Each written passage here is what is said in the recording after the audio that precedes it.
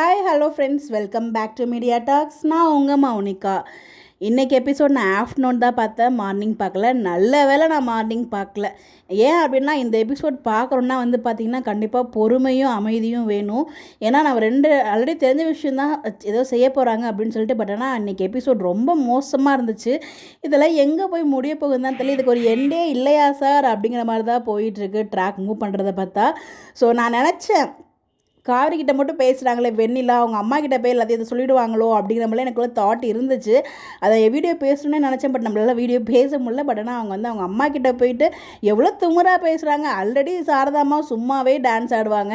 இப்போ இதெல்லாம் வர சொன்னதுக்கப்புறம் சொல்ல வேணும், டிவோர்ஸ் வேணும், எங்களுக்கு டிவோர்ஸ் வேணும் அப்படின்னு சொல்லி ரொம்ப ஸ்ட்ராங்காக விஜய்கிட்டையுமே பேசுகிறாங்க. ஸோ நீங்கள் பார்த்துருப்பீங்க, விஜய்க்குமே கால் பண்ணி நீங்கள் அப்படியே டிவோர்ஸ் கொடுத்துருங்க, வெண்ணிலா வந்த விஷயத்தையும் சொல்லிட்டாங்க. நம்ம விஜய் செம ஷாக் ஆகிட்டார். வெண்ணிலா கிட்ட நான் பேசுகிறேன் அப்படிங்கிற மாதிரி சொல்கிறாங்க. பட் அதுக்கு அவங்க அம்மா ஒத்துக்க மாட்டுறாங்க. இதெல்லாம் விட இன்னைக்கு எபிசோடில் எனக்கு ஒரே சிரிப்பாக போன விஷயம் என்ன அப்படின்னு பார்த்தீங்கன்னா, நம்ம விஜய் செம்ம கோவமாக பேசிகிட்டு இருப்பார். அடிக்க ஓடுவார் அவங்க மாமாவை.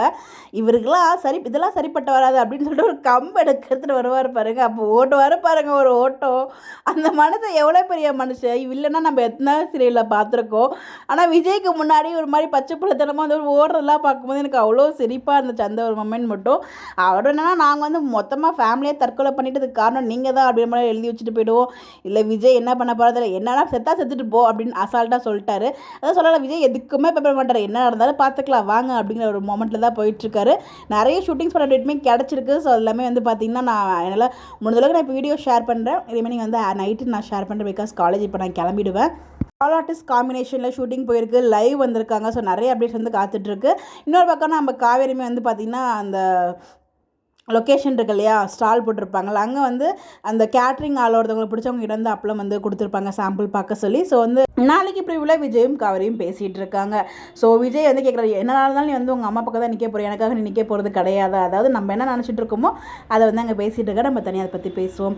இன்றைக்கி எபிசோட் பார்த்தீங்களா, கண்டிப்பாக எல்லாருக்கும் செம்ம கோவம் வரும். எனக்கு வெளியில் போய்விட்டு அவங்க வீட்டில் பேசுவாங்க பாருங்கள், அப்போலாம் எனக்கு செம்ம கோவம் வரும். எனக்கு கண்டுக்கு முன்னாடி என்னை பட்ட நான் அறவிடலாம் போல் இருந்துச்சு வெண்ணிலாவை பார்க்கும்போது. எனக்கு முத்தலக சீரியலில் அஞ்சலி கேரக்டர் பண்ணும்போதே எனக்கு அவ்வளோ கோவம் வரும். பட் இந்த சீரியலையும் அப்படி தான். நம்ம குமரன் கோவப்பட்டு அடிக்கிறதுக்கு போயிட்டாரு. பட் அது அப்புறம் அடித்தா தப்பாக போய்டும். நல்ல வேலை பார்த்தீங்கன்னா ஆகலை.